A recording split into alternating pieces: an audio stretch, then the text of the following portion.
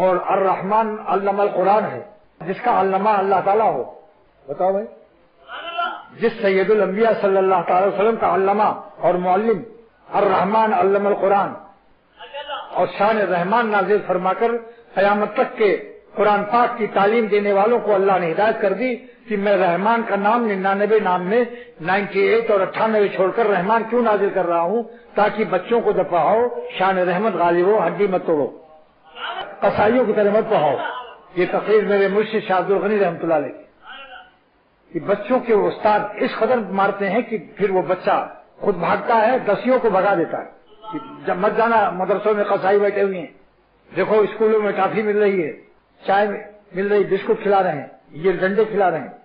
بچے کی طاقت کو دیکھو.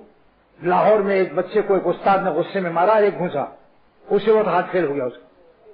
پورا مدرسہ بند ہو گیا. سارے گاؤں والوں نے کہا کہ ان خبیثوں سے ہم اپنے بچوں کو نہیں پڑھوائیں گے. ایک بچہ بھی اگر بھاگا، یاد رکھو قیامت کے دن اس استاد سے مواخذہ ہوگا، سب ثواب آپ تمہارا ختم، کیس چلے گا. اس لیے مشورہ کرو محتمم سے، بزرگان دین سے. میرے شیخ مرشد شاہ ابرار الحق صاحب فرماتے ہیں کہ بچے کو کھڑا کرا دو، چھٹی ہو جائے تو 10 منٹ تم بیٹھ جاؤ. 10 منٹ وہ چھٹی میں سب بچے جب چلے جائیں گے، 2-3 بچے ایسے سبق نہ سنانے والے رہ جائیں گے، یا ان کو کھڑا کرا دو. یہ سزا ان کے لیے کافی ہے. مگر مرغا مت بناؤ. ٹانگیں کانپ رہی ہیں، چہرہ لال ہو رہا ہے، اور یہ قصائی بیٹھے دیکھ رہے ہیں، ہنس رہے ہیں.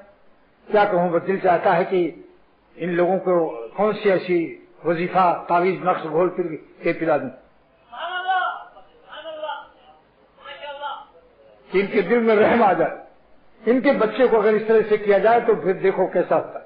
یہ اکثر شادی بیاہ نہیں ہوتی اور بال بچے دار بھی نہیں ہوتے. یاد رکھو، ہر بچے کو اپنا بچہ سمجھو. مرغا مت بناؤ. جانور بننے کے لیے نہیں آئیں گے. بس یہی 2 سزا کافی ہے. کھڑا کرا دو، چھٹی ذرا دیر سے کر دو، سبق مشورہ کرو محتمم سے. ماں باپ کو بھی بلا کر اطلاع کرو کہ بھئی یہ سبق یاد نہیں کرتا. اب محمود آباد میں کا ایک لڑکا پڑھ رہا تھا کہیں، استاد نے مارا، پھر ماں باپ نے مارا، بھاگ گیا. وہ شہر کراچی سے بھاگ گیا. اب تعویذیں دبا رہے ہیں. کیوں اتنا مارتے ہو کہ اب تعویذیں مانگ رہے ہو؟ پھر 1 مہینے کے بعد وہ ملتان میں پکڑا گیا اور واپس آیا. اس کا بہت برا نتیجہ ہے.